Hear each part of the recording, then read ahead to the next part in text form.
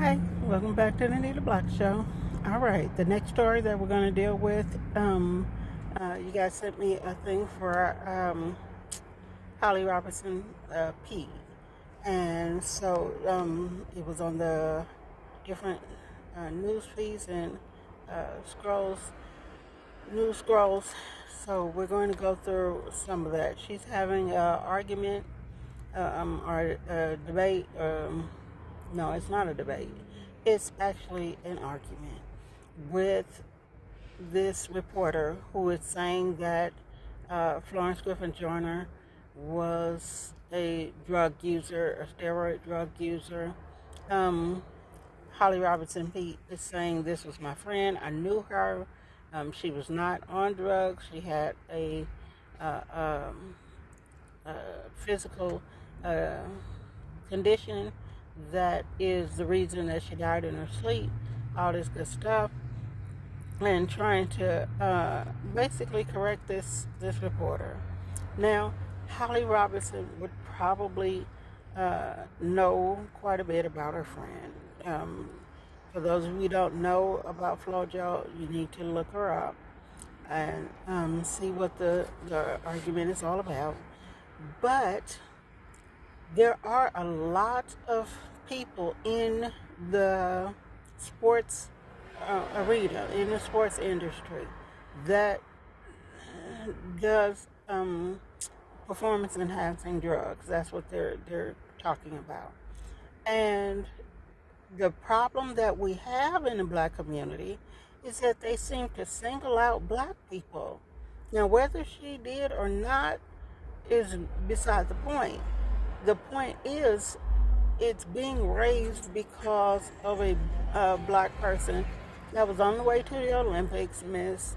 It is a person, Sha'Carri Richardson, and was disqualified for smoking weed. Bunch of people had a problem with that because you got a bunch of white people, including white nuns, that are making millions of dollars off of weed. So you got all of these white folks making all these millions of dollars for quite a number of years now off of marijuana. Lines around the block. They were even open while everything else was shut down during the so-called 2020 pandemic. But you have a bunch of people saying, why are people still getting disqualified? We got an ambulance going by, so I hope you guys can still hear me. But they're like, why are people getting disqualified for weed and marijuana, cannabis, whichever one you want to call it, when it is legal in a bunch of places? So now people are demanding that Biden, the president, make weed nationally legal. That is what black folks are about to push very, very hard. They want to push for marijuana reform, period. Cannabis reform, period. Weed reform, period. So what we deal with is the legalization in the black community. Because while it has been legalized for whites, black folks know it still has not been legalized for blacks. Now, if you're a black person and you live in a white neighborhood, or you have white, so-called white friends, or your partner is white or whatever, then you get a pass for the most part. But as far as widespread dispensaries in the black community, they got a lot happening out here. Widespread dispensaries in the black communities, it's not happening. There's two reasons it's not happening. One is because they spent, the past 30 years and more giving felonies to black males and a lot of black females, but mainly to black males, for marijuana.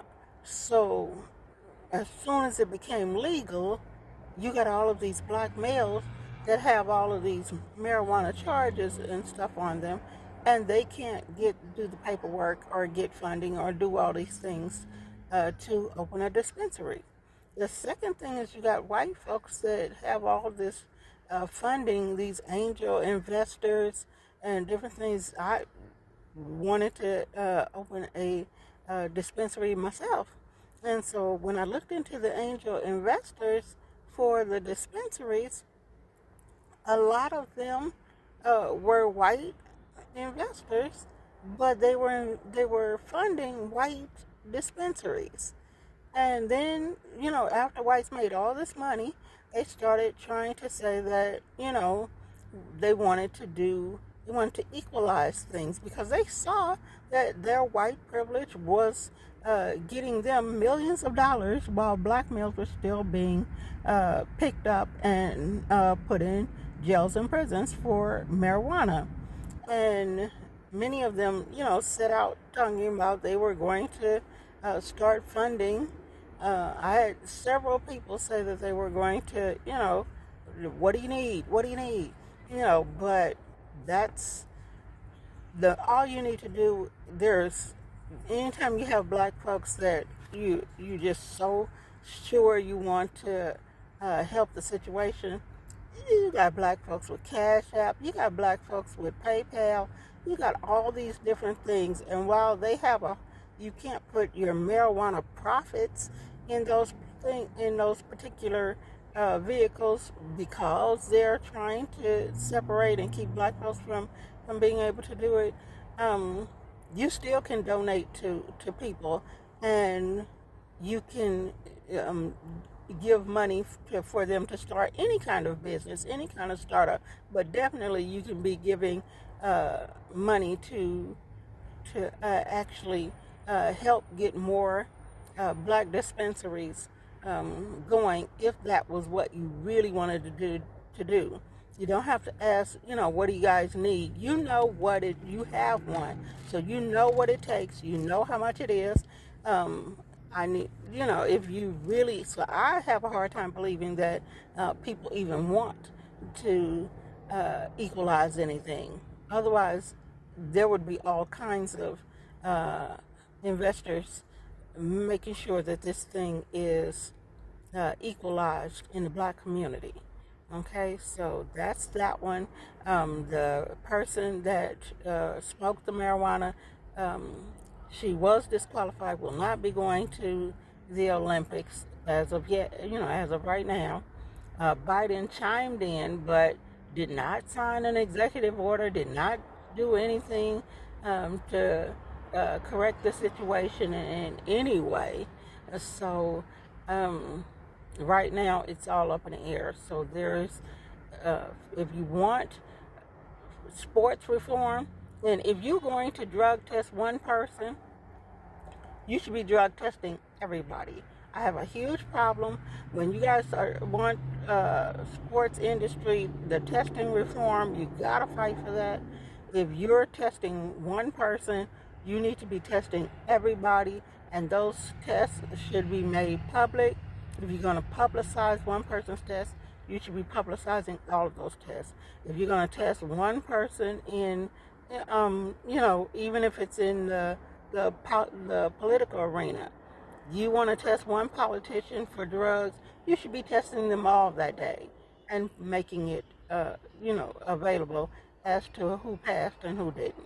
Because it's a lot of people doing a lot harder than marijuana, cocaine, all kind of stuff. And if you were to test everybody on the same day, I think you would get quite a few positive results.